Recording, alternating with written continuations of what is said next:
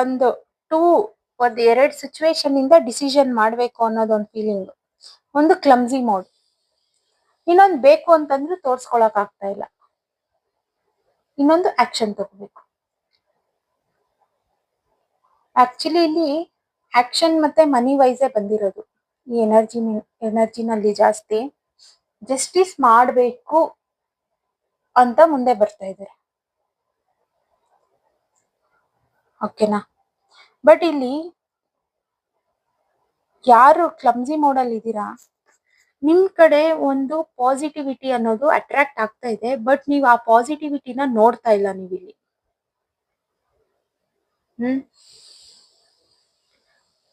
But ಇಲ್ಲಿ ಒಬ್ರಿಗೊಬ್ರು wait ಮಾಡ್ತಾ ಇದ್ದೀರಾ, ಜಸ್ಟಿಸ್ ಆಗುತ್ತಾ ಅಂತ ಒಬ್ರು ವೇಟ್ ಮಾಡ್ತಾ ಇದ್ದೀರಾ, ಜಸ್ಟಿಸ್ ಮಾಡ್ತಾರ ಅಂತ ಒಬ್ರ ಮೇಲೆ ಒಬ್ರು ಡಿಪೆಂಡ್ ಹಾಕೊಂಡು ವೇಟ್ ಮಾಡ್ತಾ ಇದ್ದೀರಾ. ಅದ್ರ ಜೊತೆಲಿ ನೀವು ಹಾರ್ಡ್ ವರ್ಕ್ ತೋರಿಸ್ತಾ ಇದ್ದೀರಾ, ಇನ್ನೊಂದು ಡಿಸೈಡ್ ಮಾಡ್ಬೇಕು ಅಂತ ಸಹ ತೋರಿಸ್ತಾ ಇದೆ ಇಲ್ಲಿ. ಬಟ್ ಇನ್ ಪಾಸ್ಟ್ ಏನ್ ಆ ಪೇನ್ ಇದೆ, ಆ ಪೇನ್ ಹೀಲ್ ಆಗಿದೆ.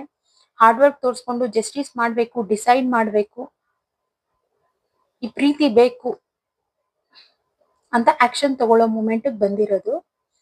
ಬಟ್ ಇನ್ ಮಿಡಿಲ್ ಅಲ್ಲಿ ಈ ಪಾಸಿಟಿವಿಟಿನ ಯಾವ್ದೋ ಒಂದ್ ಪರ್ಸನ್ ನೋಡ್ತಾ ಇಲ್ಲ. ಇದು ಗೈಸ್ ನಾನು ಹೇಳೋದು, ಈ ರೀಡಿಂಗ್ಸ್ ನ ರೆಸೊನೇಟ್ ಆದ್ರೆ ಮಾತ್ರ ತಗೊಳ್ಳಿ, ಇಲ್ಲ ಅಂದ್ರೆ ದಯವಿಟ್ಟು ತಗೋಬೇಡಿ. ಅದ್ರ ಬಗ್ಗೆ ಥಿಂಕ್ ಸಹ ಮಾಡಕ್ ಹೋಗ್ಬೇಡಿ. ನಿಮ್ಗೆ ಯಾವ್ದೋ ಒಂದ್ ಪಾಯಿಂಟ್ ಅಥವಾ 1 to 3 ಪಾಯಿಂಟ್ಸ್ ನಿಮ್ಗೆ ರೆಸೊನೇಟ್ ಆಗುತ್ತೆ, ಓಕೆನಾ. ಕ್ಲಾರಿಫೈ ಮಾಡೋಣ. Universe please clarify the cards.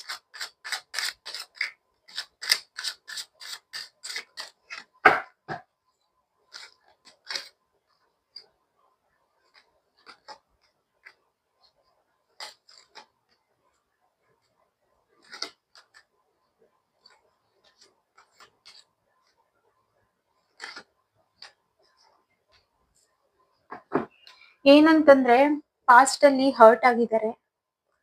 ಆ ಹರ್ಟ್ ಬಂದು ಆಪೋಸಿಟ್ ಪರ್ಸನ್ಗೆ ಅದು ಒಂದ್ ಸಡನ್ ಚೇಂಜಸ್ ಕಾಣಿಸಿದೆ. ಆಗ ಆಪೋಸಿಟ್ ಪರ್ಸನ್ ವಾಕ್ ಅವೇ ಮಾಡಿದ್ದಾರೆ. ಆ ಪರ್ಸನ್ ಯಾರು ಡೀಪ್ ಹರ್ಟ್ ಆಗಿದ್ರು ನೋಡಿ, ಅಥವಾ ನೀವು ಅಥವಾ ನಿಮ್ ಪರ್ಸನ್ ಯಾರಾದ್ರೂ ಆಗಿರ್ಬೋದು,